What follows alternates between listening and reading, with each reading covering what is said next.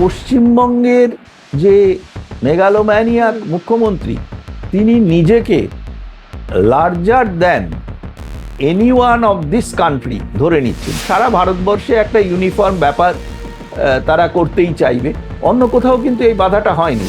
তার ওপরেও কিন্তু রাষ্ট্রপতির একটি ধারা আছে, 161 যদি অ্যাপ্লাই করে তখন কিন্তু পালানোর পথ পাবে না। স্যার, আপনাকে মাধ্যমে স্বাগত। নমস্কার স্যার, এসআইআর প্রক্রিয়ায় নাম বাদ যাওয়া নিয়ে কাউকে দায়ী করা যাবে না। প্রতিকূল পরিস্থিতির মধ্যে কাজ করতে গিয়ে বিচারকদের অনিচ্ছাকৃত ভুল হওয়া অস্বাভাবিক নয়, সুপ্রিম কোর্ট জানিয়ে দিল।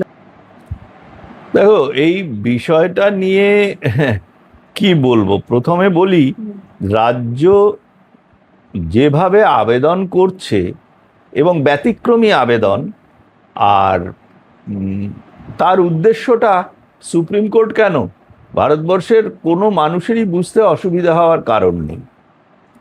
কারণ এরা প্রথম থেকেই এসআইআর এর বিরোধী ছিল, পশ্চিমবঙ্গের সরকার তথা শাসক দল। এখন অ্যাকচুয়ালি পশ্চিমবঙ্গ প্রশাসন, পশ্চিমবঙ্গ পুলিশ এবং পশ্চিমবঙ্গের শাসক দল একসঙ্গে মিলেমিশে এটা শাসকের স্বৈরতন্ত্র হয়ে উঠেছে পশ্চিমবঙ্গ। তারা এই কর্মটি করছিল, তাদের উদ্দেশ্য নিশ্চয়ই মহান ছিল না, এবং সেটা এর আগে তো আমি বহুবার তোমাদের এখানেও বলেছি যে এই উদ্দেশ্য নিয়েই পশ্চিমবঙ্গের বর্তমান মুখ্যমন্ত্রী সিএ এর বিরোধিতা করেছিলেন, এনআরসির বিরোধিতা করেছিলেন। সিএ এর বিরোধিতা করার একটাই উদ্দেশ্য ছিল, যাতে পশ্চিমবঙ্গে যে বাংলাদেশ এবং পূর্বতন পূর্ব পাকিস্তান থেকে শরণার্থীরা এসেছিলেন ধর্মীয় অত্যাচারের কারণে, তারা যাতে অনুপ্রবেশকারী যে র্যাডিক্যাল ইসলামী মানুষজন তাদের সঙ্গে এক আসনে থাকতে পারেন, সেই জন্যই তিনি কিন্তু সিএটা বাধা দিয়েছিলেন। সেটা এখন পরিষ্কার হয়ে গেছে।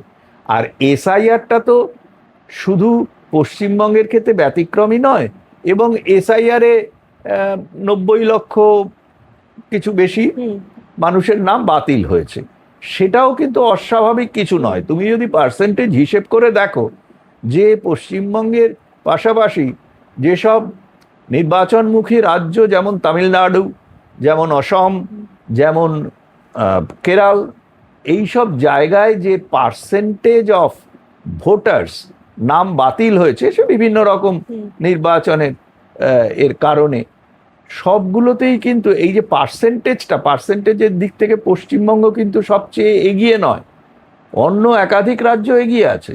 কিন্তু পশ্চিমবঙ্গের আপত্তি হচ্ছে যেসব অনুপ্রবেশকারীকে পশ্চিমবঙ্গ থেকে বিভিন্ন সরকারি নথি বের করে দেওয়া হয়েছিল, সেগুলো ধরা পড়ে যাচ্ছে এবং সেগুলো বাতিল হচ্ছে।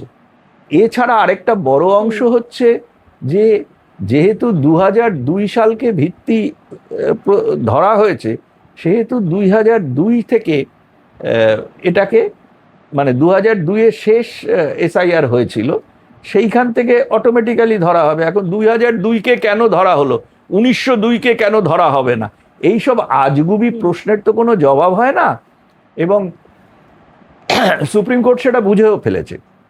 আর একটা কথা তোমাদের চ্যানেলের মাধ্যমে আমি জানাতে চাই মানুষদের, যে পশ্চিমবঙ্গের যে মেগালোম্যানিয়াক মুখ্যমন্ত্রী, তিনি নিজেকে larger than any one of this country ধরে নিচ্ছেন। তিনি যা বলবেন সেটাই নাকি আইন হবে। আসলে দেহি পদপল্লব মুদারম মার্কা যেসব মানে প্রশাসনিক কর্তারা ওনার পদসেবা করেন, তাদের মধ্যে থাকতে থাকতে ওনার এইরকম একটা কি বলবো, একটা আইডেন্টিটি,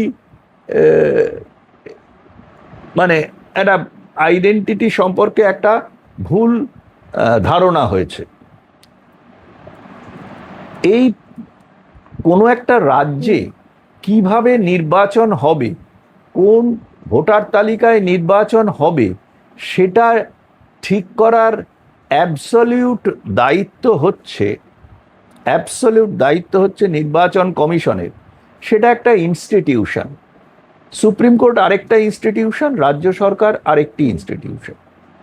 রাজ্য সরকার যেভাবে বাধা দিচ্ছে তাতে দেখা যাচ্ছে যে নির্বাচন কমিশন এবং রাজ্য সরকারের এই দুটো ইনস্টিটিউশনের মাঝখানে পড়ে পশ্চিমবঙ্গের সাধারণ মানুষ নাজেহাল হচ্ছে। এই কমেন্টটা কিন্তু সুপ্রিম কোর্ট করেছে। এটা খুব স্বাভাবিক, কিন্তু সুপ্রিম কোর্ট মানে পশ্চিমবঙ্গ সরকারের তরফে তাদের ঠিক করে দেওয়া যে অ্যাডভোকেটরা, আমি বলবো কি অ্যাডভোকেসি করা মানে কি, অ্যাডভোকেসি কথাটার মানে আর আমি বলতে চাই না, বাংলায় অনেকে খারাপ কিছু বলবেন, বাংলা পরিভাষা দেখলে বোঝা যাবে। তারা পশ্চিমবঙ্গের মানে স্বার্থে নির্বাচনটাকে ফার্স তৈরি করতে চাইছেন। এতদিন ধরে যেটা পশ্চিমবঙ্গে চলে আসছিল সেটা এবার নির্বাচন কমিশন হতে দিচ্ছে না। সারা ভারতবর্ষে একটা ইউনিফর্ম ব্যাপার তারা করতেই চাইবে। অন্য কোথাও কিন্তু এই বাধাটা হয়নি। সেখানে বিজেপি শাসিত যেমন আছে, বিজেপির বিরোধী সরকাররাও আছে, কোথাও এরকম প্রবলেম হয়নি। এবং কোথাও কিন্তু নির্বাচনে এত মৃত্যু হয় না, নির্বাচনের সময় আগে পিছে এত মৃত্যু হয় না, সেটা পশ্চিমবঙ্গে হয়। সে ব্যাপারে পশ্চিমবঙ্গের মুখ্যমন্ত্রী এবং পশ্চিমবঙ্গ প্রশাসন সম্পূর্ণ ব্যর্থ, আমি বলবো না, সম্পূর্ণভাবে দায়ী। তার বিচার কিন্তু হয়নি। নির্বাচন কমিশনের এখতিয়ার থাকে যে এগুলো নিয়ে মুভ করা, আর সুপ্রিম কোর্ট কখনো নির্বাচন কমিশনকে আদেশ দিতে পারে না। যদি কোথাও একটা ডিসক্রিপেন্সি হয়ে থাকে তাদের নিয়মের, সেটাকে সুপ্রিম কোর্ট ইন্ডিকেট করতে পারে, কিন্তু আদেশ দিতে পারে না যে এইভাবে নির্বাচন হবে। এই যে ধারণাটা, এই ধারণাটাই একটা স্বৈরতন্ত্রী ধারণার বশবর্তী হয়ে পশ্চিমবঙ্গের যে প্রশাসন তাদের সরকারের টাকা, সাধারণ মানুষের করের টাকা, সেটার অপব্যবহার করছেন নিজেদের ব্যক্তি স্বার্থে। আর অ্যাডভোকেটরা তারা টাকা পেলে এইসব ডিফেন্স করবে, সেটা তাদের রুজি রোজগার। সেই জন্য এই ব্যাপারগুলো হচ্ছে। সুপ্রিম কোর্ট কখনো নির্বাচন কমিশনকে ওভাবে ডিকটেট করতে পারে না, ওটা নির্বাচন কমিশনের এখতিয়ারের বাইরে। এবং একজন ওই সব তথাকথিত কত কোটি কোটি টাকা রোজগার করা একজন কি লয়ার, আমি আর নাম করে বলতে চাই না, ভারতবর্ষে তো এগুলো সবই চলে, তিনি নাকি বলেছেন যে সুপ্রিম কোর্ট দরকার হলে সংবিধানের 142 ধারাকে প্রয়োগ করতে পারে। তার ওপরেও কিন্তু রাষ্ট্রপতির একটি ধারা আছে, 161 যদি অ্যাপ্লাই করে তখন কিন্তু পালানোর পথ পাবে না। হচ্ছে যে পশ্চিমবঙ্গে এসআইআর প্রক্রিয়ার সঙ্গে যুক্ত যে সমস্ত জুডিশিয়াল অফিসার রয়েছে তাদের নিরাপত্তা ভোটের পরেও দিতে হবে। তার কারণ কি, পশ্চিমবঙ্গ প্রশাসন, পশ্চিমবঙ্গের যে শাসক দল, তাদেরকে কতটা সন্দেহের চোখে রাখা হচ্ছে, সুপ্রিম কোর্ট নিজেও রাখছে। এটা তো পশ্চিমবঙ্গ সরকারের এবং মুখ্যমন্ত্রীর সরাসরি অপমান। এবং তারা যে গুন্ডা বাহিনী দিয়ে তারা যে বিচারকদের আনটুইস্ট করতে চেয়েছেন, এগুলো প্রমাণ তো আমরা বারবার পেয়েছি, প্রত্যক্ষ এবং পরোক্ষ প্রমাণ পেয়েছি। এই যে স্যার মন্তব্য সুপ্রিম কোর্টের যে ভুল হতেই পারে কিন্তু জুডিশিয়াল অফিসারদের টার্গেট করবেন না, এই মন্তব্যের তাৎপর্য কতটা? টার্গেট করবেন না মানে কি, জুডিশিয়াল অফিসারদের এখন প্রাণ সংশয় হয়ে যাচ্ছে। ভুলের তো প্রশ্ন নেই, ভুল হলে সেটা ঠিক করা যায়। ভুলের জন্য তো তোমার ওই যে ট্রাইব্যুনাল আছে, ওরা তো সেটা চাইছে না। আমরা বলছি এই নামগুলো দিতে হবে, মানে একজন লোকের 301টা বাচ্চা থাকতে পারে, একজন মানুষের বাবা মার নাম অনেক ক্ষেত্রেই এক হতে পারে, এবং একজন মহিলা বছরে 3-4 বার বাচ্চা দিতেই পারেন। এগুলোকে সব মেনে নিতে হবে। এগুলোই তো ডিসক্রিপেন্সি, একটা লজিক্যাল ডিসক্রিপেন্সিতে এগুলো এসেছিল, হতেই পারে। ট্রাইব্যুনালে আবেদনকারীদের ভোটাধিকার এখনো অনিশ্চয়তা, ভোটাধিকার নিয়ে এখনো অনিশ্চয়তা রয়ে গেছে। সেটা স্বাভাবিক। তার কারণ কি, দেখো একটা কথা বলি, অনেকে বলছেন যে আমার আধার কার্ড আছে, আধার কার্ড তো পশ্চিমবঙ্গের মানে লোকেরা কিভাবে আধার কার্ড দিয়েছে, তৃণমূলের ইলেক্টেড একজন পঞ্চায়েত মেম্বার দেখা গেল উনি বাংলাদেশি, তারও আধার কার্ড ছিল নিশ্চয়ই। তো এইভাবে এরা ধরা পড়ে, এদের কোনো লজ্জা নেই, দোকান কাটা একদম। তো এবারে বলা হচ্ছে যে পাসপোর্ট আছে, কিন্তু তার সে পাসপোর্ট দাখিল করার পরেও কেন তার নাম বাদ যাবে? আরে পাসপোর্টটা যে ওনার সেটা তো প্রমাণ করতে হবে। পাসপোর্ট তিনি দিলেন, তারপরে যে পাসপোর্টের যে তোমার কি বলে এই যে তোমার তার আঙুলের ছাপ এবং ইত্যাদি যে মানে প্রমাণগুলো আছে, সেই প্রমাণগুলো যদি ভেরিফাইড না হয় তাহলে তো পাসপোর্টটা যে ভদ্রলোক বা ভদ্রমহিলা সাবমিট করেছেন তার সেটা তো প্রমাণ হয় না। অনেক গ্যাড়াকল, অনেক জোচ্চুরি আছে, কারণ প্রশাসন সরাসরি এখানে ইনভলভ। এর আগে একজন হাইকোর্ট জজের পশ্চিমবঙ্গে জাজমেন্ট মনঃপুত না হওয়ার কারণে এই তৃণমূলের লোকজন তার বাড়িতে পোস্টার সাটিয়েছিল, তার বাড়িতে আক্রমণ করেছিল। এরকম অনেক নষ্টামি এরা করে, কারণ পুরো দলটাই তো এখন দাঁড়িয়ে গেছে সমাজবিরোধীদের দল, এবং এদের বড় স্তম্ভ হচ্ছে বাংলাদেশ থেকে অনুপ্রবেশকারী। স্যার, প্রয়োজনে সাপ্লিমেন্টারি লিস্ট প্রকাশ করুক নির্বাচন কমিশন। এসআইআর এর মূল মামলায় শুনানিতে সুপ্রিম কোর্টের সওয়াল রাজ্যের। আর সম্ভব নয়, ফ্রিজ হওয়া তালিকাতেই হবে নির্বাচন। রাজ্যের সওয়াল খারিজ করে পাল্টা দাবি নির্বাচন কমিশনের। হ্যাঁ, ঠিকই তো বলেছে। নির্বাচন কমিশন ঠিক করবে যে কবে নির্বাচন হবে এবং কবে অবধি যে ভোটার তালিকা সেটাকে নেওয়া হবে। সেটা তো নির্বাচন কমিশনের এখতিয়ারে পড়ে। সুপ্রিম কোর্ট সেটা চ্যালেঞ্জ করতে পারে না। সুপ্রিম কোর্ট নির্বাচনটাকে বন্ধ করে দিতে পারে, বন্ধ করে দেবে নির্বাচন কমিশন। তারপরে সময় মতো যখন 5 বছর কমপ্লিট হয়ে যাবে, পশ্চিমবঙ্গ সরকারের বর্তমান যারা আছেন তারা সরে যাবেন, তারপরে যে সংবিধান অনুযায়ী যা লেখা আছে সেটাই হবে। আজকের এই যে সার্বিক সুপ্রিম কোর্টে যে এসআইআর মামলা নিয়ে যে শুনানি হলো, সেটা দেখে আপনার কি মনে হচ্ছে?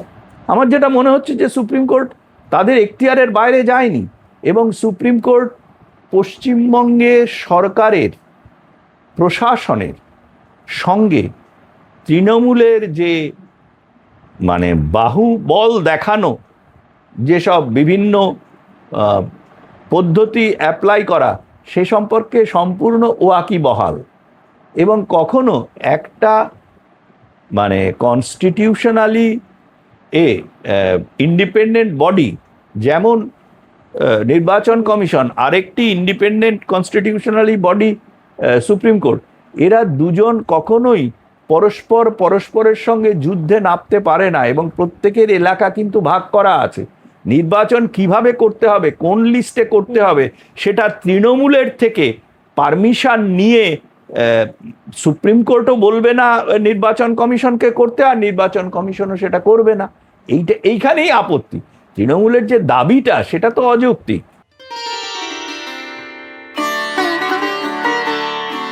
मोदी जी का विजन, मुख्यमंत्री डॉक्टर मोहन यादव जी का मिशन। मध्य प्रदेश में खेती अब सिर्फ परंपरा नहीं, समृद्धि का संकल्प बन चुकी है। प्रधानमंत्री नरेंद्र मोदी जी के किसान केंद्रित राष्ट्र विजन को जमीन पर उतारते हुए मुख्यमंत्री डॉक्टर मोहन यादव ने शुरू किया मध्य प्रदेश कृषक कल्याण मिशन।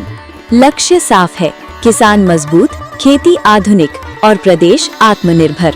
वर्ष 2025-26 में 32,308 करोड़ रुपए से अधिक का कृषि बजट। मुख्यमंत्री मोहन यादव के निर्णय, गेहूं पर 175 रुपए प्रति क्विंटल बोनस, 2600 रुपए प्रति क्विंटल पर खरीदी, धान पर 4,000 रुपए प्रति हेक्टेयर प्रोत्साहन, यानी किसान की जेब में सीधा फायदा। प्रधानमंत्री मोदी जी की सोलर और ऊर्जा आत्मनिर्भरता नीति को मुख्यमंत्री मोहन यादव ने दी रफ्तार। 5 रुपए में स्थायी बिजली कनेक्शन, 30 लाख सोलर पंप, हर साल 10 लाख नए कनेक्शन। अब खेती बिजली की चिंता से मुक्त। मुख्यमंत्री किसान कल्याण योजना के तहत 85 लाख किसानों को 19,000 करोड़ रुपए से अधिक का सीधा लाभ। प्रधानमंत्री मोदी जी की पहल, पीएम किसान समृद्धि केंद्र, अब हर ग्राम पंचायत में। मुख्यमंत्री डॉक्टर मोहन यादव के नेतृत्व में कृषि उद्योग समागम। मंदसौर और नरसिंहपुर में 3,812 करोड़ रुपए की 11 इकाइयां, 6,000 प्लस रोजगार। कृषि अब रोजगार की रीढ़। आज मध्य प्रदेश देश के अग्रणी कृषि राज्यों में शामिल है। दृष्टि प्रधानमंत्री नरेंद्र मोदी, नेतृत्व मुख्यमंत्री डॉक्टर मोहन यादव। खुशहाल किसान, समृद्ध मध्य प्रदेश।